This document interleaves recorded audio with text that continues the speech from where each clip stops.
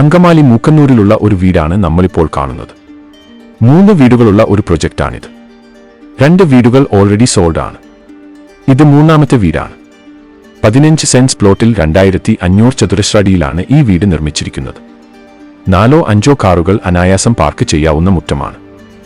വീടിനു ചുറ്റും ധാരാളം യൂട്ടിലിറ്റി സ്പേസ് ആവശ്യമുള്ളവർക്ക് അനുയോജ്യമായ പ്രൊജക്റ്റാണിത്. മുറ്റം സ്റ്റോൺ വിരിച്ചു മനോഹരമാക്കിയിരിക്കുന്നു.